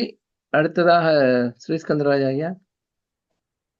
அனைவருக்கும் வணக்கம். அருமையான பேச்சு டாக்டர் விக்டர் இகுராடோ அவர்களே, மிகவும் நன்றி. அதாவது தமிழுக்கு அமுதென்று பேர் என்ற இன்பத் தமிழ் பற்றி என்று தலைப்பெடுத்து பேசியிருக்கிறீர்கள். இன்பத் தமிழ் ஒரு கணித முறையாகவும் விஞ்ஞானபூர்வமான ஒரு லாங்குவேஜ் என்பதை விளக்கமாகவும் தெளிவாகவும் அதை விளங்கப்படுத்தி இருப்பதற்கு மிகவும் நன்றி. மீண்டும் நீங்க இன்னொரு முறையும் தொடர்ந்து பேச வேணும் என்று கூறிக்கொண்டு நான் இப்பொழுது எங்களுடைய அறிவித்தல்களுக்கு செல்கின்றேன். நாளை. நன்றி. அடுத்ததாக சிவாமோகன் அம்மா, நீங்கள் பேசுங்க. நன்றி. நன்றி ஜெகநாதன் ஐயா. அனைவருக்கும் வணக்கம். முதலில் விக்டர் ஐயா, உங்களுக்கு வணக்கமும் வாழ்த்துக்களும் நன்றியும் கூறிக்கொண்டு, அருமை. மருத்துவமும் இலக்கணமும் ஒன்று சேர்ந்ததை நான் இன்று பார்த்திருக்கின்றேன். மருத்துவத்துறையிலே பட்டம் பெற்று வைத்தியராக இருந்து கொண்டு இலக்கணத்துக்கு ஒரு பட்டமளிப்பு விழா மாதிரி அதை இந்த தளத்திலே கொண்டு வந்து தந்திருக்கின்றீர்கள். மிக அருமை. நீங்கள் எடுத்துக்கொண்ட எல்லா விடயங்களும் அழகாக இருந்தது. ஆண்டவன்ல இருந்து உயிரெழுத்து மெய்யெழுத்திலிருந்து சகலதும் நன்றாக இருந்தது. அதிலே அந்த அழகாக எங்களுடைய மொழி சொல்லுது, வல்லினம், மெல்லினம், இடையினம். நீங்கள் அந்த மூன்றையும் எல்லா பாடல்களையும் எல்லா விடயங்களையும் தொட்டு கொண்டு வந்து தந்திருந்தீர்கள். அதிலே எங்களுக்கு உயிரெழுத்து, மெய்யெழுத்து, உயிர்மெய் எழுத்து, சார்பெழுத்து ஒன்றுதான் இருக்குது. சார்பெழுத்தா இருக்கிறது. எங்களுக்கு ஒரே ஒரு எழுத்துத்தான், அந்த அகேனம் மட்டும்தான் இருக்கின்றது. மற்ற எழுத்துக்கள் எல்லாம் நன்றாக இந்த பாடல்களிலே பூந்திருக்கின்றது. அதுல இன்னொன்று இருக்கின்றது, கம்பன் நேமாந்தான் என்ற அந்த பாட்டிலே இருக்குது. வல்லினம் மெல்லினம் எல்லாத்தையும் பற்றி ஒரு பாடல் அதிலே வருகின்றது. அதில் எங்களுக்கு சின்னல்ல எங்களுடைய இலக்கண ஆசிரியர் கற்றுத்தந்தது இந்த இலக்கணத்தை. அதிலே சுரேந்திர அம்மா சொன்னா இந்த உயிர்மை எழுத்துக்கள்ல கசட தபர வல்லினமாம், ஞஞன நமன மெல்லினமாம், ஜரல வளல இடையினமாம். இப்படி அழகாக தமிழிலே அப்ப சொல்லி தந்தது இப்ப வரைக்கும் சொல்லக்கூடிய அளவுக்கு எங்களுடைய ஆசிரியர் அழகாக சாமிநாத பிள்ளை என்று நினைக்கிறேன். சின்ன பருவத்தில் படித்தது சாமிநாதன் என்ற அப்படித்தான் ஒரு பேர், சாமிநாத பிள்ளை. அவர் எனக்கு சொல்லி தந்தது இட்ட வரைக்கும் அழியாமல் இருக்கின்றது. தமிழ் மொழிக்கு அழிவில்லை என்பது இதில் இருந்தே விளங்குகின்றது. தமிழை யார் நினைத்தாலும் அழிப்பது கஷ்டம் சொல்லுவார்கள். இப்ப மொழி அழிந்து கொண்டு போகிறது. உண்மையிலே எங்களுடைய மொழிதான் நிலையாக இருக்கக்கூடிய மொழி. அதை நாங்கள் பேண வேண்டும், பேச வேண்டும், பேசிக்கொண்டிருக்க வேண்டும். இப்ப பல இடத்துல நான் பார்க்கிறேன், இந்த மேற்கத்திய நாடுகள்ல பிள்ளைகள் 25-30 வயசு வந்தாலும் தமிழை கதைக்கிறதுக்கு அந்த சக்தி இல்லாத ஒரு தன்மை இருக்கின்றது. ஆனா வீடுகள்ல பெற்றோர் தமிழை கதைக்கின்றார்கள். ஆனா பிள்ளைகள் ஆங்கிலத்தில் கதைக்கும் போது அதை அவர்கள் ஏற்றுக்கொண்டு மறுமொழி கொடுக்கிறதால அந்த பிள்ளைகள் அந்த தமிழ்ல அந்த ஆர்வம் எடுத்து கற்கவில்லை. என்னை பொறுத்த வரைக்கும் அது எனக்கு ஒரு கவலையாக இருக்கின்றது.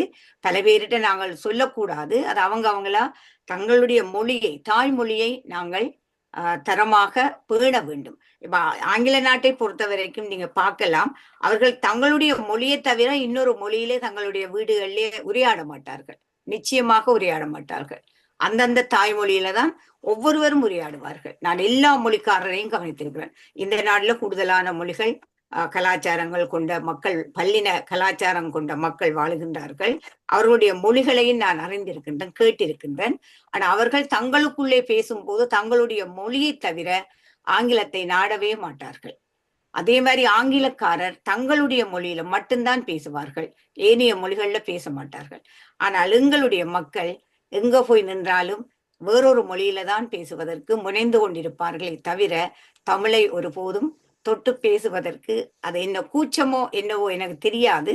அது கூச்சப்படக்கூடிய ஒரு மொழி அல்லது, கூச்சப்படக்கூடிய ஒரு மொழி அல்ல. அது அறிவியலோடு சேர்ந்து அலங்கரிக்கக்கூடிய ஒரு மொழியாக இருக்கின்றது. இந்த உலகத்திலே இன்று அறிவியல் தொட்ட அந்த உச்சத்தை தமிழ் மொழி தொட்டு இருக்கின்றது. இலக்கியங்கள்ல நீங்க அழகாக அந்த இலக்கியம் முழுதையும் எடுத்துக்கொண்டு தந்தீர்கள். அதிலே உண்மையாகவே மயான காண்டம் எல்லோரையும் தன்வசப்படுத்திய ஒரு காண்டம். அது சிறு வயதிலே நிறைய நாடகங்களை நானும் பார்த்திருக்கின்றேன். உண்மையிலேயே நீங்கள் ஒரு உருக்கமான பேச்சை தந்திருக்கிறீர்கள். தமிழ் இன்பத்தமிழ், உண்மையாகவே அது காதிலே வந்து பாய்கிறது இன்பமாக. தமிழ்நாட்டிலே பாரதியாரும் பாரதிதாசனும் இந்த தமிழுக்காக நிறைய செய்திருக்கிறார்கள், நிறைய பாடல்கள் இருக்கின்றது. அதை போல நாங்களும் இந்த தமிழை நிறைவாக கொண்டாட வேண்டும். எங்களுடைய மொழி, நாங்கள் கொண்டாடாவிட்டால் மற்றவர்கள் கொண்டாட மாட்டார்கள். ஆகவே இப்போது நாங்கள் தமிழை வாழ்த்துவோம், வணங்குவோம், ஏற்றுவோம், அதை போற்றி எல்லோரிடமும் அதை நாங்கள் பகிர வேண்டும் என்பதுதான் என்னுடைய ஒரு ஆசையும் அவாவும். நன்றி ஐயா, உங்களுடைய இந்த மருத்துவமும் இந்த இலக்கணமும் எனக்கு நன்றாகவே பிடித்திருக்கிறது. ஆகவே நீங்கள் மீண்டும் வந்து இதனுடைய ஒரு பகுதியாக வைத்துக்கொண்டு இரண்டாவது பகுதியாக நீங்கள் இதை தொடர்ச்சியாக பேசலாம். நீங்க நன்றாக பேசியிருந்தீர்கள், எந்த ஒரு வழுக்களும் அங்கே இல்லை, அதாவது எந்த ஒரு பிழைகளும் இல்லாமல் அழகாக செய்திருந்தீர்கள். நன்றி. நன்றி. அடுத்தது பரிமளா நாகேந்திரன் அம்மா. வணக்கம் எல்லாம் அன்பர்களுக்கும். வணக்கம் விக்டர் ஐயா, மிகவும் சிறப்பான பேச்சு. என்னென்று சொல்வது, தமிழை அப்படியே அமிர்தமாகவே தந்து விட்டீர்கள். அப்படியே இருக்கிற இலக்கணத்தோட வடிவாக இலக்கியம் கலந்த இலக்கணத்தோட எங்களுக்கு இலக்கியத்தையும் சேர்த்து தந்திருக்கிறீங்க. அதோட என்னென்று சொன்னால், நீங்க கவிதையும் வாசிக்கிறவர் போல தெரியுது. உங்கள்கிட்ட நாடக திறமை, கவிதை வாசிக்கும் திறமை, எல்லா திறமையும் ஒன்று கூடி இருக்குது உங்கள்கிட்ட. அழகாக ரசிக்கக்கூடியதா இருக்குது உங்களோட இந்த இந்த புராணம். என்னென்றால் பேர் வந்து ஹரிச்சந்திர புராணம் மிச்சம் அழகா வடிவா சொல்லியிருக்கிறீங்க. இன்னும் கேட்டுக்கொண்டே இருக்கலாம் போல இருக்கு. சரி, மீண்டும் இருக்கு அதை பார்க்க வேணும். மிகவும் நன்றி ஐயா. நீங்க திரும்பவும் வந்து இப்படியான தமிழ்ல சொன்னா நாங்க இந்த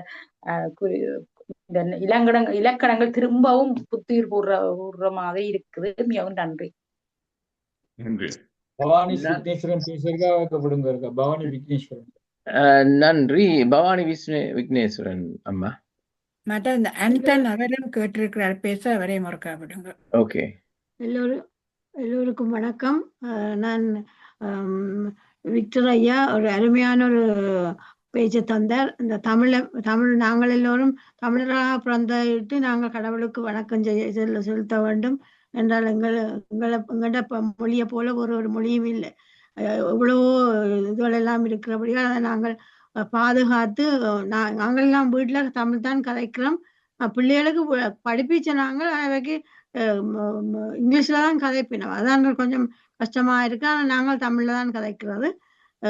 நாங்கள் ஆனால் 2வது மகளெல்லாம் இப்ப எல்லாம் டிரான்ஸ்லேட் பண்ணி கதைக்கிறா. அது எங்களுக்கு பெரிய ஒரு ஆச்சரியமா இருக்கிறது. என்றால் சின்ன படிப்பிச்சதை இப்போ வச்சு டிரான்ஸ்லேட் பண்ணி கதைக்கிறா. அதுல எனக்கு ஒரு சந்தோஷமாக இருக்கிறது. அப்படியே நாங்கள் இன்னும் பேரப்பிள்ளைகளுக்கும் பழக்க வேணும் என்று சொல்லி கொண்டு இருக்கிறோம் சொல்லி நீங்கள் இப்படி அடுத்த முறையும் வந்து இன்னொரு விதமாக சொல்லி எங்களுக்கு மகிழ்விக்குமாறு வேண்டிக் கொண்டு விடைபெறுகிறேன் ஐயா. நன்றி.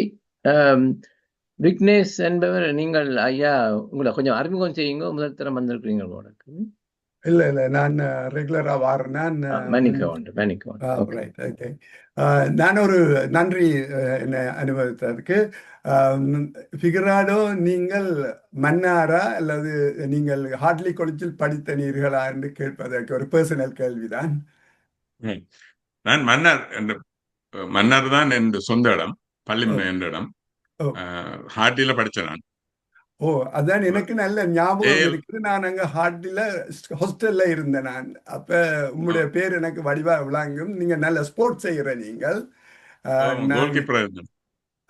கோல் கீப்பர் ஆயிட்டா. I remember. இப்பதான் நான் இப்ப உங்களை காண்றேன். நான் ஒரு கிட்டத்தட்ட 60 வருஷத்துக்கு பிறகு நினைக்கிறேன், 55 வருஷத்துக்கு பிறகு. ஓகே, நானும் ஹார்ட்லில தான் நான் கேட்கிறேன் உங்களை.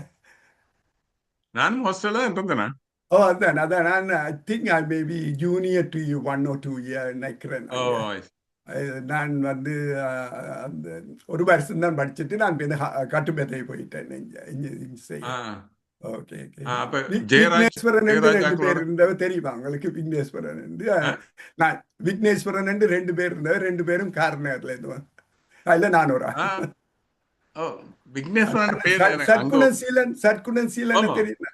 அவற்ற batch Sathyaseelan Sarkunaseelan. Okay okay okay, nice to see you. நல்ல முதல் நல்ல சிவப்பான நல்ல very active person. I still remember you. கடனாத்துக்கு பிறகு யூனிக் கண்டபடியால தான் I was able to remember you. Okay okay, thank you. Sarkunaseelan இங்க தான் இருக்கு. ஓ, என்றுதான் கேள்விப்பட்டேன். நான் இங்க லண்டன்ல இருக்கிறேன். நன்றி. ஓகே, நன்றி. அடுத்ததா ஆண்டன் ஐயா, நீங்கள். என் பேர் ஆண்டன் தான் இருக்குதா? என் பேர் உண்மையா ஸ்ரீனிவாசன். நான் வந்து டாக்டரோட வாலிபால் விளையாட மட்டும்தான் தெரியும் எனக்கு. அவரு நான் இப்ப 2 நாளைக்கு முதலும் வாலிபால் விளையாடினாங்க. அவர் இங்க ஒரு மருத்துவர், புலவர், எழுத்தாளர், அப்படி கன விஷயங்கள் செய்யறவள். எல்லாத்துக்கும் மேலாக ஒரு சமூக சேவையாளர். கன விஷயங்கள்ல அவரும் நானும் பிரச்சனை தீர்க்கிறதுக்காக ஒன்று சேருவோம். Very proud of you doctor. இந்த பெரிய சந்தோஷமா இருக்கு நீங்க இந்த அளவு தமிழ் ஆர்வத்தோட இருக்கிறீங்கன்னு. நான் இத்தனையோ ப்ரோக்ராம் பார்த்துருக்கிறேன். ஐ ஜஸ்ட் நான் சும்மா இது சொல்லணும் நன்றி என்று சொல்லி. அதுக்காக இப்ப பார்த்தா இப்ப கனடாவில இருந்து ஒரு தரம் இல்ல போல இங்க. அப்ப கனடா சார்பில் எங்களுக்கு பெரிய பெருமையா இருக்குது டாக்டரை பத்தி. இந்த வரதாமா கனடா தான். ஓகே, கனவேர் வைக்கணும். கனடால இருந்து வாரவேல் கனவேர். ஓகே, நான் ஃபர்ஸ்ட் டைம் தான். எனக்கு டாக்டர் தான் இந்த லிங்க் அனுப்பினவர். ஃபர்ஸ்ட் டைம் வந்து நான். ஓகே, நீங்க தொடர்ந்து வாங்க, வந்து பாருங்க அங்க நடக்கிற விஷயங்களை. ஓமாமா, தேங்க்யூமா. Okay, thank you Sri. ஓகே, நன்றி.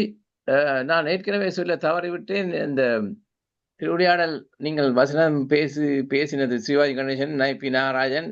அப்ப நான் கற்பனை செய்து பார்த்தேன், நீங்கள் நாடகம் என்ன மாதிரி பேசியிருப்பீர்கள் என்று. சிவாஜிக்கு சவாலாக பேசியிருப்பீர்கள் என்று நான் சொல்லக்கூடியதா இருக்கின்றது.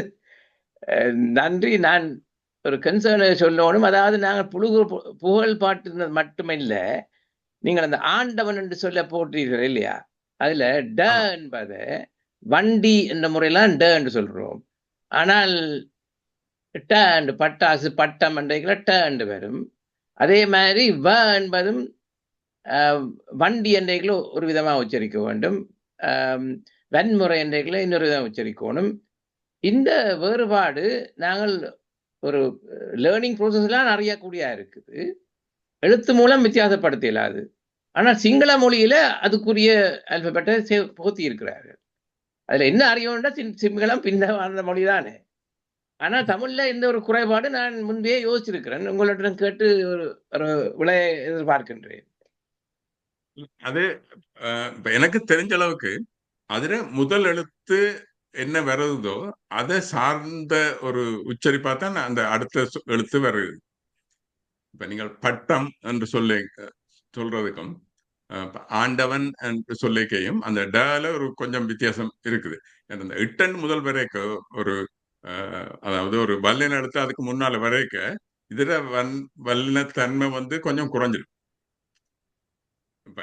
இப்ப ஆண்டவன் முதல் சொல்லிக்கல இந்த அங்க ஒரு மெல்லின, இப்ப அதுக்கு முன்னால வர்றது ஒரு மெல்லின எழுத்து. அப்ப அந்த ட கொஞ்சம் ஒரு அந்த வல்லினத்தை ஒரு கனதியோட வரும். அந்த இதுகள்ல கொஞ்சம் வித்தியாசப்படும் தான் என்னுடைய கணிப்பு. ஆனா அது யாரும் நல்லா தெரிஞ்சாக்கள் தான் கேட்கும். அப்படியாண்டு மட்டுமில்லை. இப்ப என்னுடைய பேரிலேயே ஜேனா விடுங்கோ, ஜெகநாதன் என்று சொல்றதா ஜெகநாதன் என்று சொல்றதா, அதுல அதே பிரச்சனை தான். அப்ப எனக்கு தெரியாது.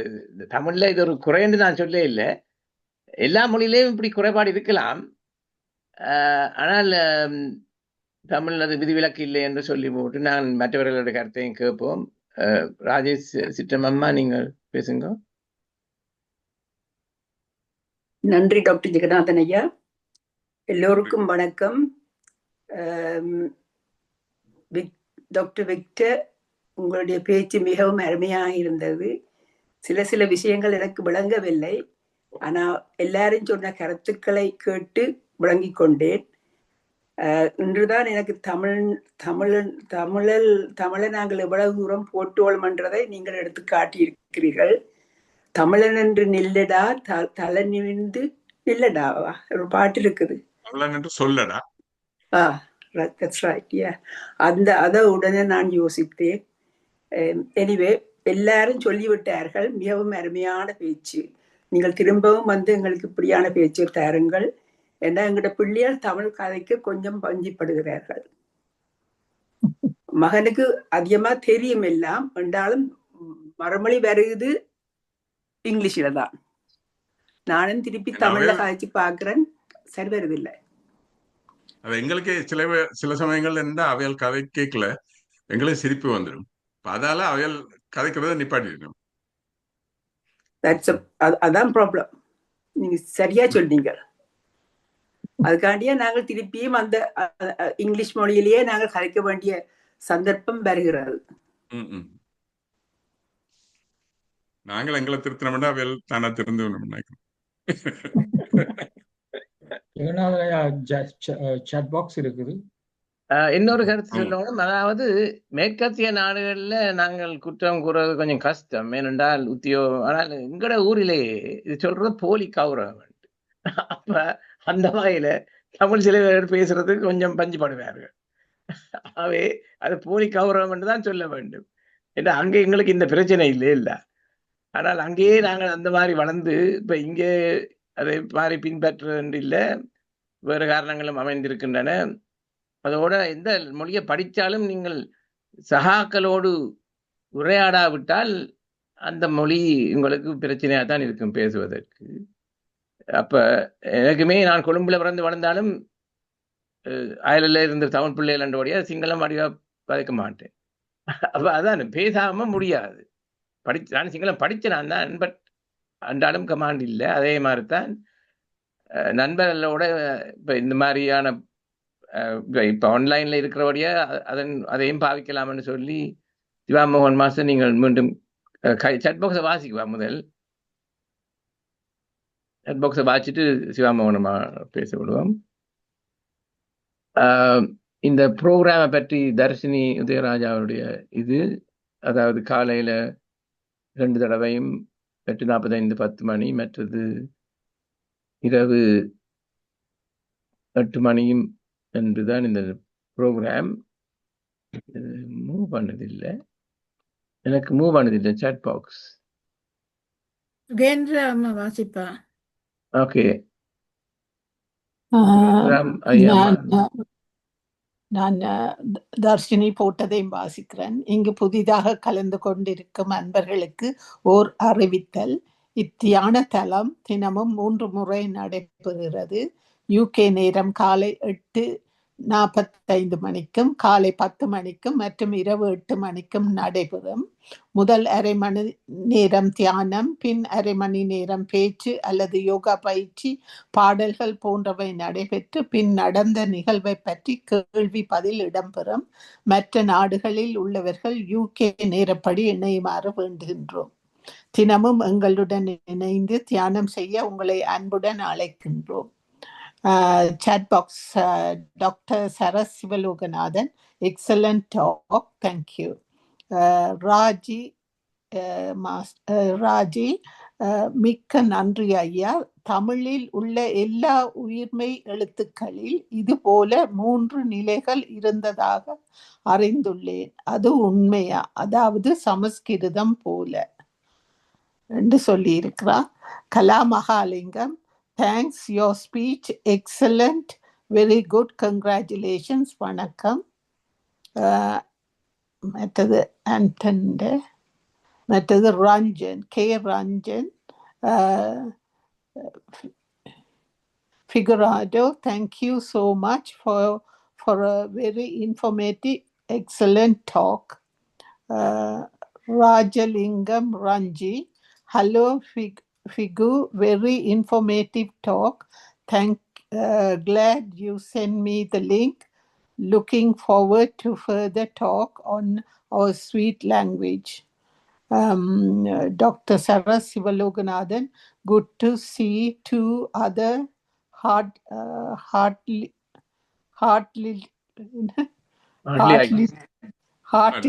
Oh, I am more senior to you both, and I was at Hartley too. Dr. Saras Sivalokanadan, Jnana, excellent speech. Thank you, Dr. Victor. Chat box. நன்றி வசந்தராஜ் மாஸ்டர். நான் பேசட்டா? ஐயா வசந்தராஜ் ஐயா, நான் பேசட்டா? ஓகே. நீங்க கேட்ட அந்த கேள்வி, நீங்க சொன்ன அந்த விஷயம்தான் அது உச்சரிப்பு. ஆங்கிலத்துல ப்ரொனன்சியேஷன் என்று சொல்லுவாங்க. மாற்றம் வித்தியாசமாக இருக்கும். அதே மாதிரி தான் நீங்க வருகின்ற சொல் ஆண்டவன்ல நீங்க சொன்னீங்க, அந்த டானா உச்சரிக்கிற விதமும் பட்டத்துல வார டானா உச்சரிக்கிற விதமும், அதுல முன்னுக்கும் பின்னுக்கும், அதாவது நிலைமொழியிலும் வருமொழியிலும் என்ற ஒரு இலக்கணம் இருக்குது. இங்க பார்க்கும்போது இங்க எல்லாமே வல்லினமா வருது. பட்டத்துல பாருங்க, பட்டம் மங்கள, பானாவும் வல்லினம், டானாவும் வல்லினம். அங்க ஆண்டவன்ல நீங்க பார்க்கலாம், அங்க முன்னுக்கு மெல்லினம் வருகுது, அடுத்தது வல்லினம் வருகுது. அந்த எழுத்துக்கள் எந்த இடத்துல வருகிறது, வல்லினமா மெல்லினமா இடையினமா, 3 இனமும் ஒரே ஆண்டவன்ல வந்ததைத்தான் ஐயா அடுத்த வடிவா இலக்கணமா எங்களுக்கு சொல்லி தந்திருக்கிறார். அதே மாதிரி வரும்போது நாங்கள் உச்சரிக்கிறது பிழை என்று சொல்ல இயலாது. எல்லாமே சரியான வகையில தான் தொல்காப்பியனார் எங்களுக்கு எழுதி வைத்திருக்கிறார். அவர் அந்த தொல்காப்பிய குறிப்பும் ஐயா அவர்கள் எழுதி கொண்டிருக்கிறார். விக்டர் ஐயா என்று நினைக்கிறேன் எழுதியிருக்கிறீங்க அந்த புத்தகம். என்ன ஐயா நீங்க சப்மிட் பண்ண தொல்காப்பியத்தில் மருத்துவம்? ஓகே, அதுலேயே மருத்துவம் இருக்குது பாருங்க. அப்படி அவ்வளவு விஷயங்களை அவர்கள் தேடி செய்திருக்கிறார் என்றேக்குள்ள தொல்காப்பியனாருடைய இலக்கண உரைக்கு பிழை என்று கூற முனைவது நான் வரமாட்டேன். அந்த விடயத்துக்கு அவர் கூறி வச்சிருக்கிறது சரியானதாக இருக்கும். அதுக்கு இலக்கண விதிகள் இருக்குது. அது இதுல வச்சு விளங்கப்படுத்த, அதை தனியே நீங்க படிக்கணும். தமிழ்ல இலக்கண விதிகள் இருக்குது. இப்ப ஐயா சொன்ன விஷயத்துக்கு எல்லாம் நிறைய இலக்கண விதிகள் இருக்குது. அது ஒன்றுக்கே நாங்கள் நியாயமான விதிகளை பார்க்கலாம். அதன் அமைப்பில தான் எங்களுக்கு அதுகள் கற்பிக்கப்பட்டிருக்கிறது. நாங்கள் ஒவ்வொருவரும் உச்சரிக்கின்ற உச்சரிப்புக்கு ஏற்ப அது கற்பிக்கப்பட்டிருக்கு. அதுல பிழை என்று சொல்றதுக்கு இல்லை. நன்றி. பிழை என்று நான் சொல்லவில்லை. இது ஏனென்றா இந்த பேர்ல இந்த பிரச்சனை இருக்கின்றது. அதான் அதை விடுவோம். என்ன பேர் உங்களோட பேர் என்ன? இல்ல ஜெகநாதன், ஜெக என்று சொல்வதா செக்க என்று சொல்வதா? அதை இப்ப விடுவோம். அதை பற்றி சொன்னா இது எனக்கு ஒரு கேள்வியா தான் இருக்கின்றது. மற்றது I forgot something. அதாவது ஆங்கிலத்தில் சொல்வார்கள், பெயர் சொல்களை pronouns can be pronounced in any way. அப்ப இவருடைய பேரை உச்சரிக்கிறதே நாங்கள் தப்புன்னு எடுக்க முடியாது. ஏன்னா அது you can pronounce in any way. ஆனா மற்றது ஆண்டவன்ன்றது ப்ரொனவுன் பெயர் செல்லா, அது பிரச்சனை எடுக்கலாமா? இனி அதை விடுவோம். இன்னொரு முறை அதை பற்றி ஆண்டவனும் பெயர் தான். ஆண்டவனும் பெயர் தான். இல்ல அது ஒரு டைட்டில் இல்லையா? ஓகே, டைட்டில்ன்றது எல்லாமே பெயர் சொல் தான். அது ஓகே, அதுக்கு இலக்கணம் வேற இருக்குது. இது பிறகுதான் படிப்பிக்க முடியும். இதுல நேரம் எல்லாம் சரியாயிட்டது. நான் ஓகே ஓகே வசந்தரா ஐயா நீங்க பேசுங்க. நன்றி, வணக்கம். விக்டர் அவருடைய பேச்சு மிகவும் சிறப்பாக இருந்தது. உண்மையிலேயே அவர் பிறந்த இடம் மன்னார் என்று சொன்னால் அங்கே வீதசாட்சியல் பிறந்த இடம். அதுக்கு ஒரு உயிரெடுத்த இடம் ஆனால் மட்டிலே நீங்கள் அந்த இடத்திலே பிறந்திருக்கிறீர்கள். நீங்கள் நல்ல சேவை செய்து தமிழுக்கும் நீங்கள் நல்ல சேவை செய்து கொண்டு வருகிறீர்கள். கேள்விப்படுகின்ற மிகவும் சிறப்பாக மிகவும் சந்தோஷமாக இருக்கின்றது. அதுக்கு நன்றி கூறுகின்றோம். அதே நேரத்திலே டாக்டர் சிவாமோகன் அவர்கள் படிக்கின்றார்கள் சொல்லுகின்ற பொழுது அந்த தமிழ் இனி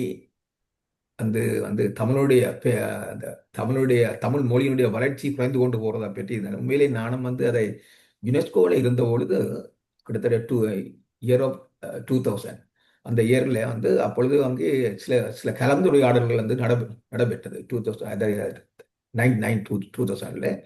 அப்பொழுது நான் அங்கே இதில் பங்கு பற்றினேன். அப்பொழுது அவர்கள் 50 வருடத்துக்கு பிறகு இருக்க போற மொழிகளை பற்றி கதைத்த பொழுது அங்கே தமிழை அவர்கள் எடுத்துக்கொள்ளவில்லை. அப்போ நான் கேட்டேன், நீங்கள் தமிழ் 50 வருஷத்துக்கு பிறகு இருக்க போற மொழியிலே அதை பற்றி கதைத்து கொண்டிருக்கோம், தமிழை பற்றி அவர்கள் உச்சரிக்கவே இல்லை. அப்போ அவர்கள் அதிலிருந்து அவருடைய கருத்துகளிலிருந்து நான் உணர்ந்து கொண்டேன், தமிழ் அதனுடைய பேசுகின்றவர்களுடைய ஆதிக்கம் குறைந்து கொண்டு போய் தமிழ் மூலமாக மறைந்து விடும் என்று சொல்லி அது அவருடைய பேச்சுக்கள் இருந்து நான் உணரக்கூடியதாக இருந்தது. அது உண்மையிலே பார்க்கின்ற பொழுது இன்றைக்கு நான் இப்பொழுது ஆஸ்திரேலியாவில இருந்து பார்க்கின்ற பொழுது கூட எத்தனையோ தமிழர்கள் மீட் பண்ணுகின்ற பொழுது ஆலயங்களுக்கு சென்றால், முக்கியமாக கிறிஸ்தவ ஆலயங்களுக்கு சென்றால் அங்கே அவர்கள் தமிழ் படிப்பதே இல்லை. கிறிஸ்தவர்கள், ஹிந்து, மற்றது கத்தோலிக்கர்கள் இந்த பிள்ளைகளை நீங்கள் பார்க்கின்ற பொழுது அவர்கள் சிலர் 100க்கு 1 பிள்ளை படிக்கிறார்கள், 2 பிள்ளை படிக்கிறான்னு சொன்னா மிகவும் சந்தோஷம்தான். அது கூடிய மிகவும் குறைவாக இருக்கிறது. ஹிந்து பிள்ளைகள் கூடிய ஒரு சர்டன் பெர்சன்டேஜ் படிக்கிறார்கள். வீடுகளிலே பேரண்ட்ஸ் இருக்கின்ற வீடுகளில் கூட பிள்ளைகள் இன்றைக்கு அவர்கள் தமிழ்ல உரையாடுகின்ற பொழுது அன்பாக உரையாடினால், என்ன பொறுத்தவரை அன்பு தான் முக்கியம். அதாவது அன்னதிரசாவுடைய அடிக்கடி சொல்லுவார், சொந்த மொழியிலே நாங்கள் சேவைகளை செய்கின்ற பொழுது நாங்கள் அதிலே நாங்கள் பாண்டித்தியம் பெறுகின்ற பொழுது அங்கே ஒரு இறைவனுக்குரிய ஒரு சேவை ஒன்று நடக்கின்றது என்று சொல்லி அதை பார்க்கின்ற பொழுது உண்மையிலேயே நாங்கள் இன்றைக்கு எங்களுடைய ஒவ்வொருவரும் தங்களுடைய பிறப்பிள்ளைகளுக்குத்தானும் இனிமேலுக்குத்தானும் அதை படிப்பதற்கு ஒரு உற்சாகம் கொடுத்து அவர்களை கொண்டு போய் பாடசாலையிலே சேர்க்கின்ற பொழுது முடிந்தால் அது ஒவ்வொருவரும் செய்ய தொடங்கினால் என்ன பொறுத்தவரை அது ஒரு பெரிய ஒரு நாங்கள் தமிழுக்கும் இறைவனுக்கும் செய்கின்ற ஒரு சேவையாக இருக்கும் என்று நான் நினைத்துக் கொள்கிறேன். விக்டர் ஐயாவுக்கு எத்தனை பிறப்பிள்ளைகள் என்று எனக்கு தெரியவில்லை. நீங்கள் முடிந்தால் அது நீங்கள் கட்டாயம் நீங்கள் தொடர்ந்து நீங்கள் இருக்கிற இடத்திலே நீங்கள் அவர்களுக்கும் மற்றவர்களுக்கு ஒரு சாட்சியாக, எத்தனையோ வீத சாட்சிகள் மன்னாரில் இருந்து பார்க்கின்ற பொழுது இந்த வீத சாட்சிகளுடைய எண்ணங்கள் வரும். ஆனால் நீங்கள் தமிழுக்கு ஒரு சாட்சியாக உங்களுடைய பிறப்பிள்ளைகள், உங்களுடைய சகோதரங்களுடைய பிள்ளைகள், பிறப்பிள்ளைகளுக்கு உற்சாகப்படுத்த வேண்டும் என்று இந்த இடத்திலே நீங்கள் கேட்டு உங்களுடைய அன்பு தமிழ் அந்த மொழியை கேட்டு மிகவும் சந்தோஷத்துடன் இந்த சந்தர்ப்பத்தை கொடுத்ததுக்கு நன்றி கூறுகின்றேன், விடைபெறுகின்றேன். நன்றி, வணக்கம்.